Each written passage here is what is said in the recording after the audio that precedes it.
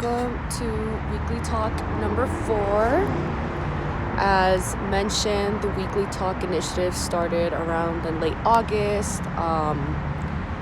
As you know, as a weekly live where I discuss, updates with myself, with Central American disruption, with current events happening, elaborating on posts or reports that I posted in the past week. I know I missed it last week, but that's just because of my personal life. But I'm excited this week to discuss several things. First, I'm just going to go over some reports that I released either this week, in the past 2 weeks really, from Central American disruption. So firstly, the bi-monthly newsletter went out around a week and a half ago. If you're not subscribed to it, you can easily go subscribe in my link in bio, and it'll take you to receive that. Traditionally, the newsletter is a benefit on my Patreon for anyone who donates $5 per month. But also, I've had the option for students or just for low-income people to message me and say if they want to receive the newsletter, I'll gladly add you to the list for free without any cost. However, several months I also just have make the newsletter available to anyone. It's something that I'm currently kind of still navigating, but it's bi-monthly, and I'm still kind of seeing maybe if I want to make it monthly or even quarterly. I'm still kind of figuring out my schedule there, but it went out. If you didn't receive it, you can easily email me, which again you can find on my profile, and I'll gladly send you a copy, as it has a summary of current events in the past 2 months, elaborates on posts that I've done. It talks about COVID. There's some features that I haven't featured on social media, so you do get some additional content that is only available there. I also released the September learning list 2 weeks ago, which again, if you just look in a few posts back, you'll find that there's books, a good amount of articles that I read just about different topics in Central America. And then yesterday I posted, or today, the beneficiary list, which as beginning in last month, in September, I've started to offer a $5, kind of gratitude tip to any person, basically any account that I repost on Instagram, from Twitter, Instagram, or Facebook. And this is in recognition that a lot of the times when I repost people's, graphic posts or, basically labor, a lot of the times it attracts likes, it attracts new followers, it attracts just, new social capital that I ultimately benefit from. I didn't write those words, I didn't do that research. A lot of the times, these posts are definitely emotionally laborious or just very research intensive. And so I did kind of want to distribute the benefits to my to my capacity. And $5 isn't, a whole lot, but because I do, repost around at least 10 posts per month, it's at my capacity right now. So I shared that yesterday. I do want to, talk about the people that I have reposted a little bit more, because the purpose of the report isn't only to just talk about, how much I've donated, but also kind of boosting these accounts so that y'all can go follow them directly and continue supporting their work. So I'm just going to pull it up. So I reposted from Danielle Parada, who is wonderful. You can find them easily on Twitter and Instagram under the handle SadGirlDanny. I reposted from Mi Vida Afro, which is a great informative account run by an Afro-Costa Rican woman.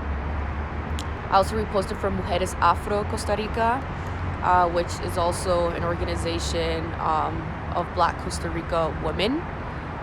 I reposted from Bernardo Cal, who is currently a political prisoner in Guatemala. He's an indigenous land defender, and because of his activism, he's been imprisoned for over 7 years now, and currently has been tweeting while imprisoned. and is a great resource. So again, if you look at this post that I posted within the past 24 hours, you can see his handle on Twitter. Unfortunately, I haven't found him on Instagram. I reposted from All Things Honduras, which it has been a great anti-imperialist, anti-colonial resource on Twitter. Again, they're not on Instagram. I reposted from Afrus on Instagram, which is this Afro-Salvadorian organization based in El Salvador. Also Copin Honduras, which is a Lenca indigenous organization in Honduras, which has been, subject to a lot of state attacks. Not just state attacks, but just a lot of, attacks, state-sponsored attacks as well, and was founded by the late Berta Cáceres. Papshigua, which is the Twitter and Instagram account of the Xinca Nation, indigenous Xinca Nation in Guatemala. Katie Numi, who is a great person, but also posts a lot of great analysis that centers blackness in Belize, black women specifically. I also repost from Honduras Diversa, which is this organization that centers LGBTQ and black, indigenous, and Hondurans of color, based in Honduras, and the Garifuna Market, which is a great Garifuna run business based in New York, in the Bronx, New York. So please, check those accounts out. I'm not gonna spell out their handles right now here, but because you can easily find it in this post that I posted, and I also tagged their Instagrams when I could. So go check them out, support them. And in total, I gave $40 in gratitude tips this past month. Moving on to the Inktober challenge. So I've been, as you may have noticed, I've been posting some drawings. I haven't been doing every single day just because of my limited time, and also because I don't necessarily like all of the prompts of the Inktober challenge I'm a part of. But I did want to talk a little bit more about the last one I posted, which was of Berta Cáceres. The prompt was heroin, and I think that's how you pronounce it, heroine. But Berta is an inspirational figure that whose story has really stayed with me ever since I found out about it, let's say 2 years ago. As I was someone else commented, it's kind of it's a figure that I think not just I, but a lot of other people, kind of think about in their day-to-day. I personally just wonder, how kind of her non-activist side, because that was just out of survival, and Berta deserved more than her life just being about activism and fighting for her and her people's rights. So I kind of like to focus and wonder about kind of what made her happy, what her favorite foods were, what her favorite hobbies were, when she didn't have to fight and survive. And so I found this picture of her where I really loved her smile. I think she looked really beautiful, and I based my drawing on that. Of course, I'm not an exceptionally good drawer, so I couldn't really encapsulate that. So which is why I included the picture my drawing was based on. But I also, wanted to share a little bit about her story for people who don't know. Although, she's kind of, I think, one of the better well-known figures in Central America. Berta Cáceres was indigenous Lenca land defender in Honduras. She's most known for her activism against the hydro mining dam, and that infringed on her community's land. And initially, it was a state-sponsored project that partnered with a Chinese corporation, and her resistance was so effective that the Chinese corporation backed out, so it was left as a state project. And she did it at a lot of personal risk. She regularly received death threats. Her and the people working alongside her were routinely arbitrarily detained and harassed. And I mean, she received a lot of international attention for her efforts. I don't know. I think, like she was able to like take a case to like the Inter-American Court of Human Rights, or like the association that's kind of associated with that. It's one of those two, which is, it's a really hard thing to do. And I think even won a favorable decision in terms of that. Unfortunately, I think around 5 years ago now, she was assassinated by 10 intruders that shot her. And I mean, it's kind of an open secret that, the state and the corporation was involved in that.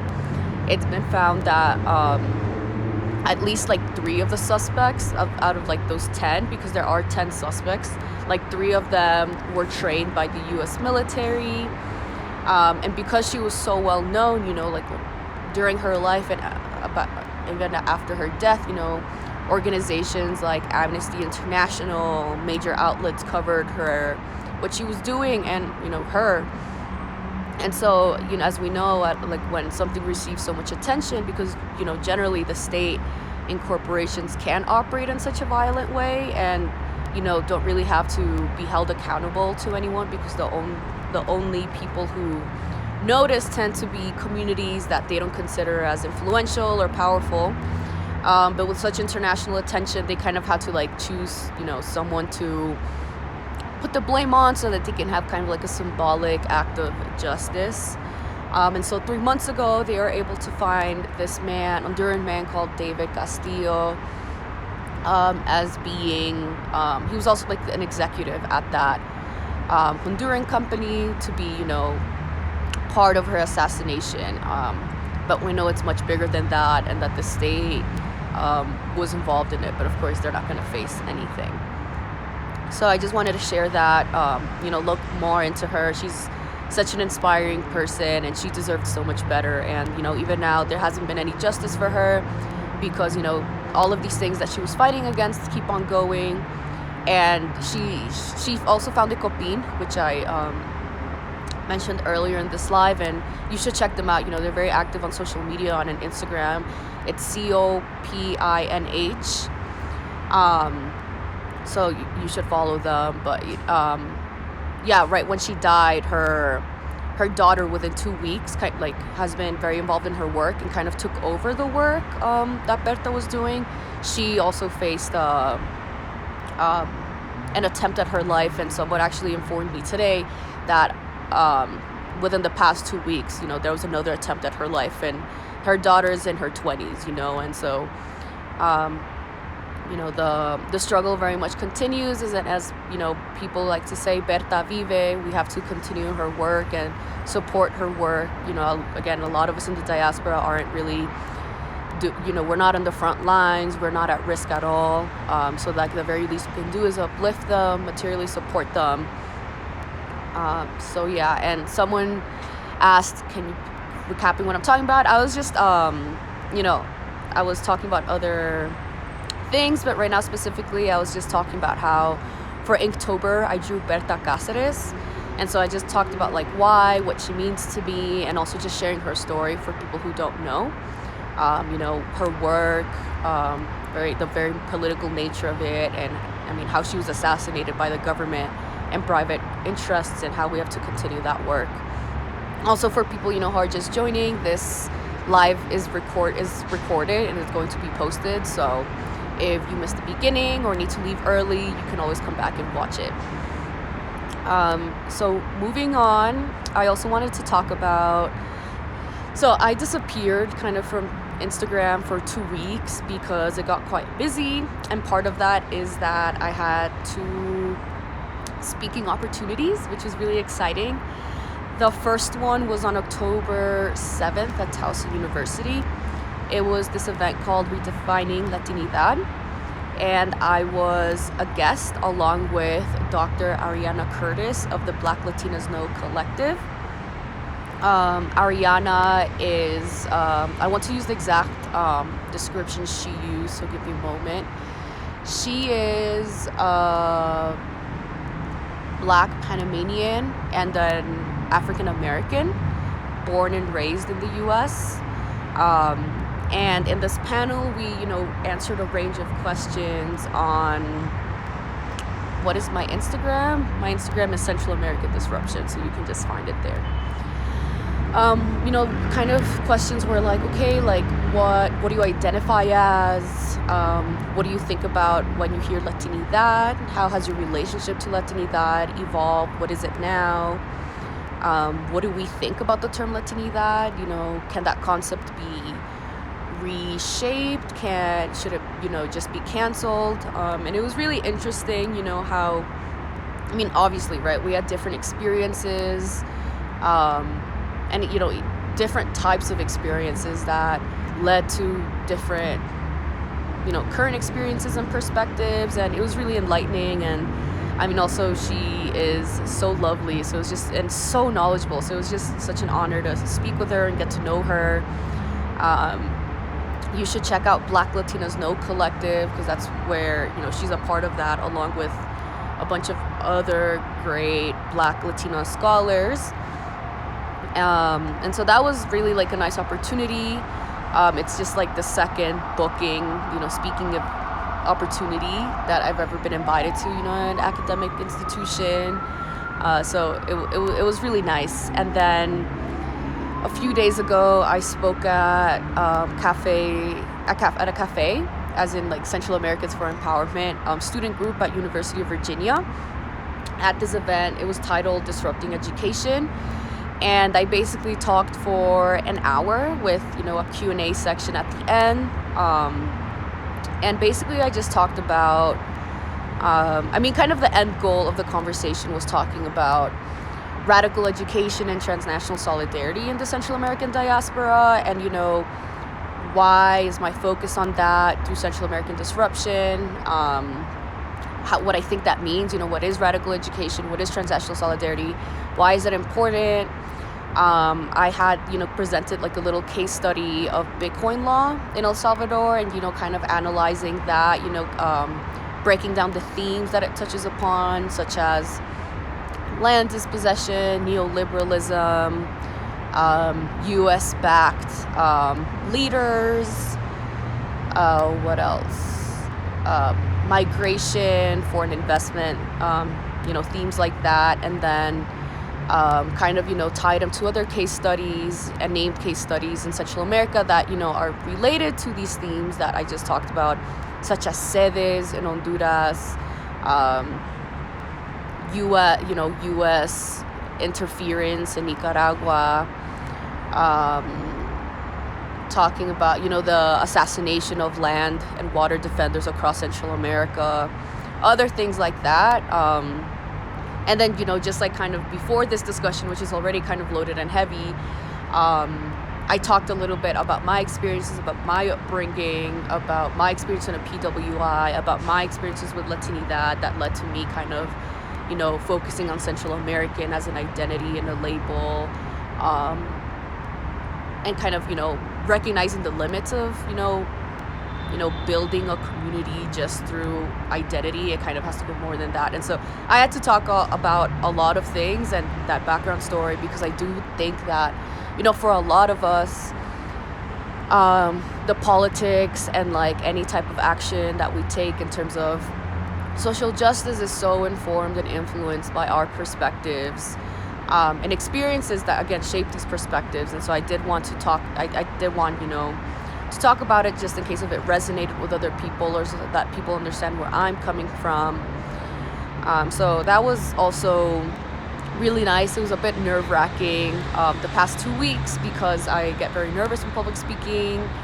Even again for this weekly talk, it's out of my comfort zone, but I know I embrace these opportunities because I think it's something that, it's an important way that people like learning, through listening to other people talk or through watching videos or lives, right?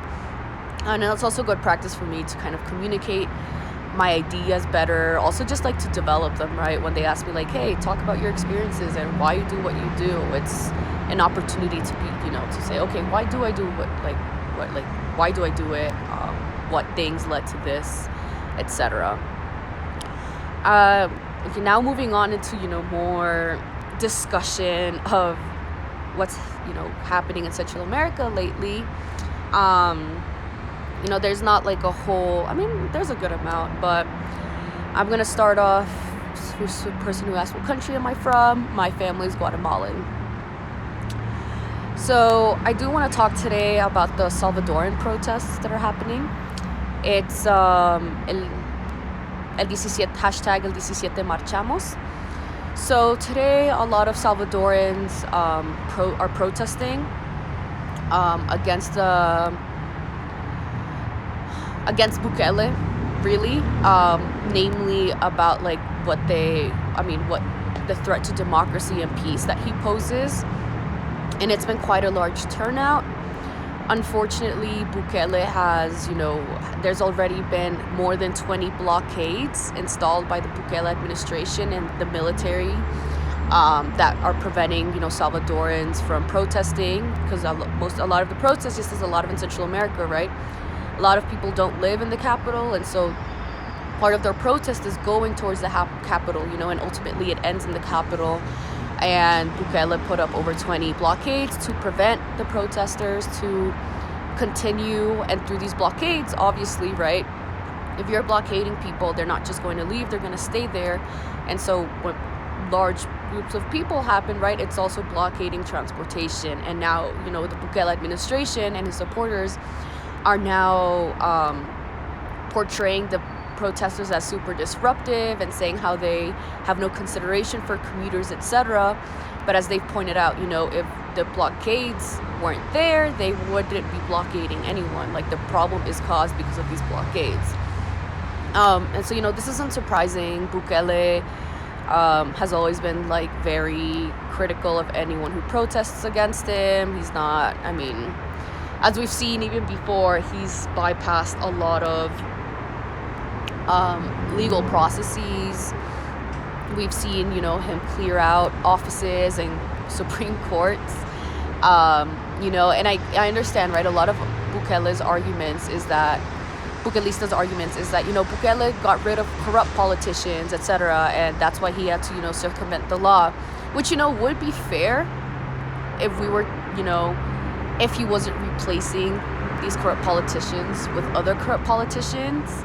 And the only difference is the alliance. So he just took out corrupt politicians who weren't aligned with Bukele and put in corrupt politicians that are aligned with Bukele. So I'm not interested in that change. Of course, I want corrupt politicians out, but replacing corrupt politicians with other corrupt politicians does nothing for Salvadorans. That's not the change people want to see. And so just Bukele has been racking up, kind of authoritarian governance. And people, as we saw in 15th of September, there was a lot of protests during Independence Day against Bitcoin law. It's very much as we know it, it's not really done for Salvadorans. So these protests are important. It's showing that growing dissatisfaction with Bukele, and it, I think it's important to pay attention to that. And I think this also, the theme of Bukele is important because a lot of people, like Hondurans, have identified, this is how Juan Orlando Hernandez started, this is be careful, because what Bukele is doing, he's gonna end up being a full-blown authoritarian regime, just as the one that exists in Honduras. Which brings me to the second discussion of upcoming topics that I do plan on addressing more substantively through graphic texts, graphic posts and resources. But we can have kind of a basic discussion right now, just as an introduction, and because I know a little bit about these topics. But this upcoming November, there's presidential elections in Honduras and Nicaragua. And so for Honduras, firstly, as I've mentioned, Juan Orlando Hernandez has, long been a dictator. He's been corrupt, also, a narcotraficante. He has used a lot of violence and intimidation tactics against people who protest against him. There's a lot of violence against land and water defenders, again, who tend to be indigenous and black. There's been a lot of dispossession of land in the name of, tourist development or hydro mining. Again, the death of Berta Cáceres happened, under this ruling party, and the impunity that continues is happening under his administration. And I mean, it's important to note that this is part of like a longer historical legacy than just like, it's just like one bad president. Really like to set up the conditions for Juan Orlando Hernandez to come into power and then maintain such an authoritarian power came through the 2009 U.S. supported coup in 2009. As we know, Manuel Zelaya was not, playing kind of the U.S.'s game. Not to say he was like perfect or anything, but he was definitely not part of, the corrupt, neoliberal, foreign investment directed president that the U.S. wants there. There was a coup. The U.S. knew about it, and within very immediately the U.S. recognized the new regime and was supporting it, and didn't which is weird because usually the U.S. It's weird, but it's not, because the U.S. Obviously the U.S. liked this move and they had no problem backing it, although we would see in different situations with their ally, if they in Bolivia, right, when the right-wing party got overthrown, not overthrown because there's another thing there, but when they're taken out of power by the people and a government that the people want but the US doesn't like, the US still has yet to recognize it. Someone asked about the better future for Honduras after this year's election. Let me answer that question after I'm done with this discussion. Right, so really these, again, once this coup happened that the US we can't say has been absent from and supported, which again is part of an even longer US legacy of foreign interference and US involvement in violence in the region, right? So it's very likely that this upcoming election, I'm not sure if Juan Orlando Hernandez is allowed to run, but I know if he's not running, I think he may not be running. I think he it's his party is running, and as we know, when he chooses a predecessor, a new candidate, it's basically he's gonna be behind the scenes, and right, it's the same party, so they're gonna be going with the same kind of corrupt, neoliberal, violent tactics that has been happening under the Juan Orlando Hernandez regime. So that is something obviously to keep a watch for. I'm aware that there is a socialist candidate right now. I think there's an A or a Z in the name. I'm not sure. But these are elections that we do have to pay attention to and see what happens, because the Honduran people have really been exploited. They've suffered a lot under this administration. And then, okay, so someone asked if I see a better future for Honduras after the election. Honestly, I'm not an Honduras political landscape expert at all. Again, I'm just kind of talking about the things I do know. And once again, within the next few weeks, I do plan on making a post that is going to have a lot more research, and so I'll know more then, and again, hope to talk more about it live in the future. But really, it's just hard, right? If we don't eliminate kind of the root causes and conditions that allow for Juan Orlando Hernandez to be in power, right? It's it's hard. It's the neoliberal world order and U.S. interference and aid and all of that kind of determines who is in power in these Central American countries. It's just going to continue, really. Okay. And then going on to the Nicaragua elections, as we know, the Ortega regime has also been authoritarian and hurtful.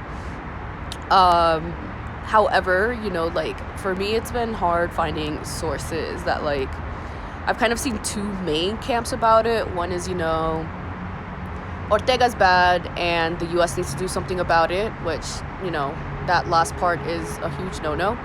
And then the other, part, which is like, oh, Ortega's socialist, like, no, like we have to defend him without any critique, and I don't believe in that either. And so the Nicaragua elections are interesting because Ortega has imprisoned, I think, over 20 presidential candidates.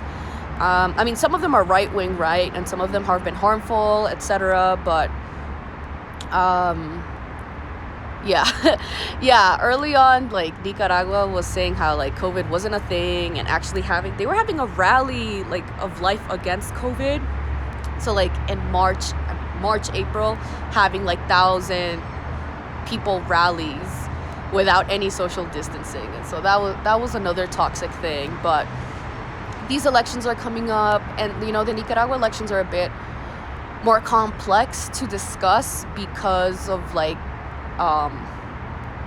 there's a much more, I guess, overt US imperialist investment in it. And so there's like a lot of NGOs and reports or whatever that are US funded.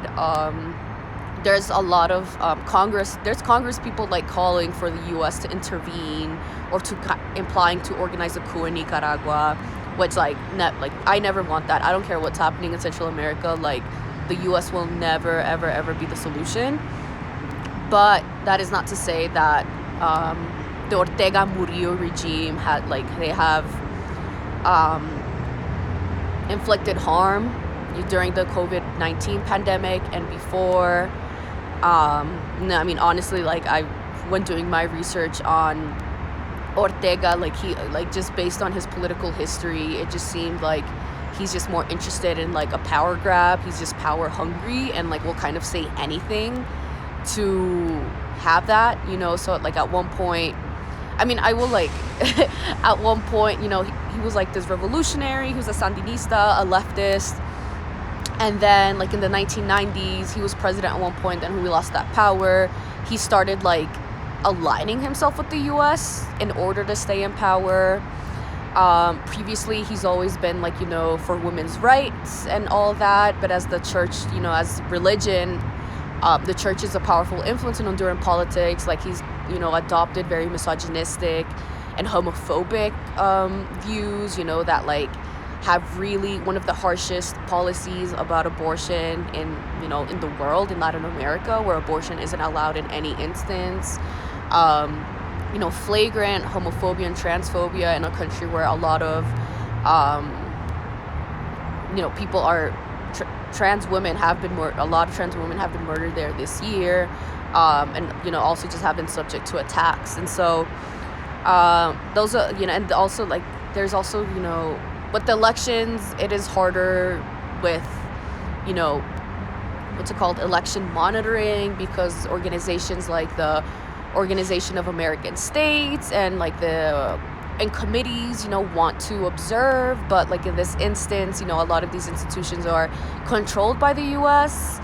And again, like we know that the U.S. is very capable of inflicting violence, of influencing votes, of changing votes, things like that. So it's just, it's kind of, there's kind of two, I mean, not like in a simplified way, there's like the US like propaganda machine and the Ortega Murillo propaganda machine, and like really the people that are suffering in the middle are Nicaraguans. And again, the people who are suffering the most are women, are racialized Nicaraguans, are working class Nicaraguans, are Black and indigenous Nicaraguans, are trans and queer Nicaraguans.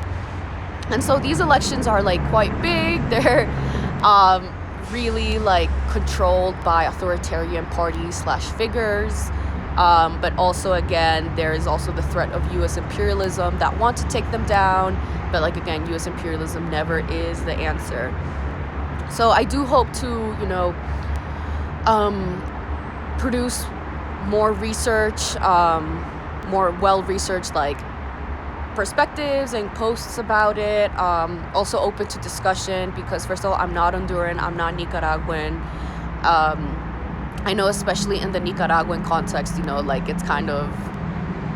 it's very hard to say anything on the topic without a certain fact. Like there's anyone, basically whatever you say on Nicaragua, I've seen that someone's always going to be pissed because, again, there's like, if you say Ortega's bad, there's people who like just defend Ortega or whatever. If you say U.S. imperialism is bad, people who support Ortega, a lot of them are imperialists. And so it's like it's kind of a delicate topic to navigate, especially because, as I've said, there's kind of investment in like from both of these actors with like intense propaganda that are at odds with each other. So that's upcoming. I have like I have a few weeks to do that. And then, starting to wrap up, I do want to talk about, the future of these weekly talks. And so I've really enjoyed them. They're like a great opportunity for me to like process, what like I've posted about. It's an opportunity for me to elaborate because, as I've mentioned, 10 slides isn't a lot, especially when I need to navigate Instagram's algorithm. So none of the slides can be too text heavy or it's not going to reach any of you. So just talking it out, I can include facts or other perspectives that I didn't have space to talk about. Also, I think it's like reached another segment of y'all that like don't like reading as much, or prefer lives, or you can play this in the background while you do whatever you need to do. However, I found that weekly talks are like, it's a lot. It's every single week. It's 1 hour, and I have like a whole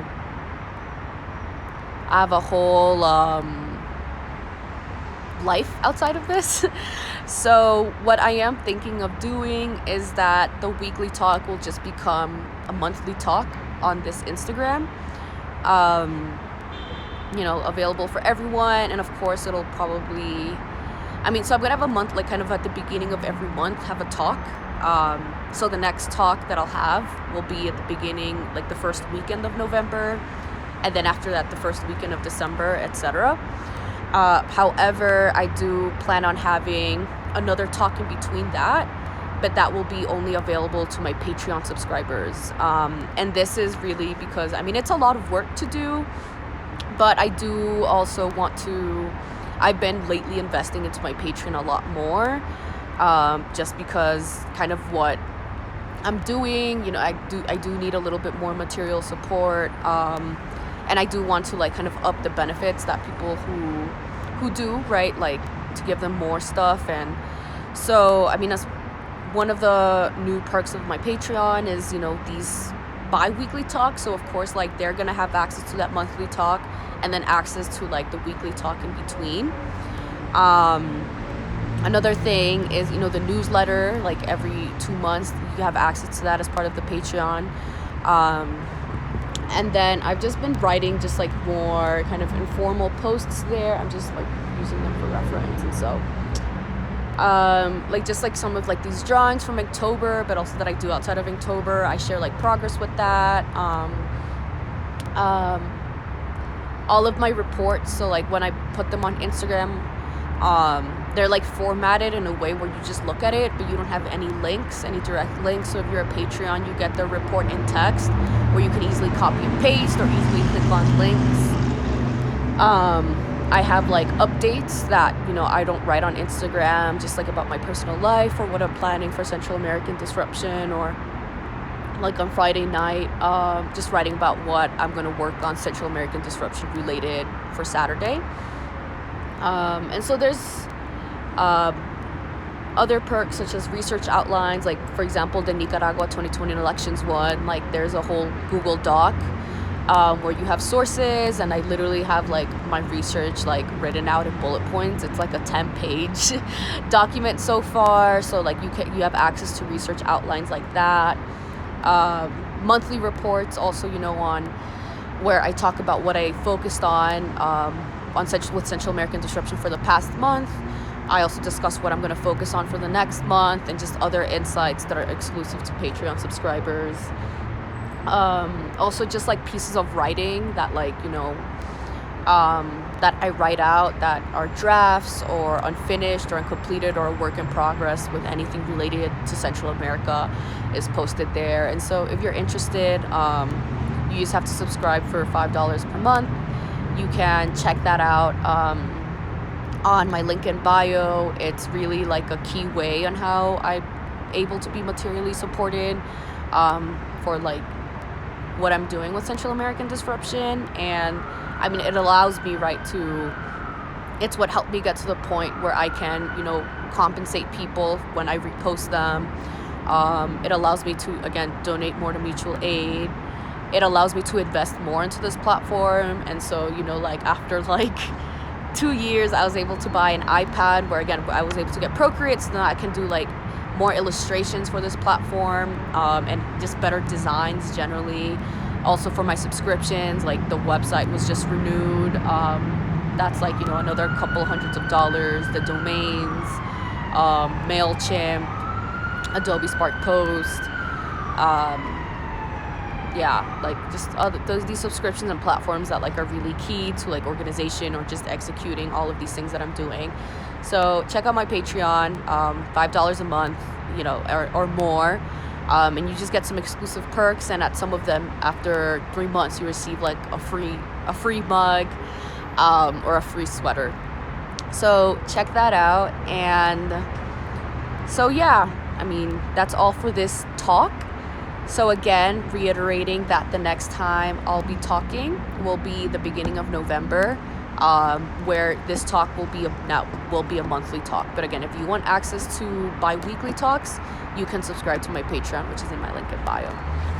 So, if you're just joining or watching now, this live was recorded and I'm going to end it now. It will be published so you can see more what I talked about, which was, updates about Central American disruption, some reports that I posted within the last 2 months and past 2 weeks, and elaborating more on that. I talked about the protests in El Salvador today. I talked about the upcoming elections in Honduras and Nicaragua and why they're important, and why we kind of need to, start thinking about it if you haven't yet. And then, just talking a little bit about, the future of these weekly talks, which is now monthly talks, and my Patreon. So thank you, everyone, and I hope you have a lovely Sunday and a lovely week. Thank you.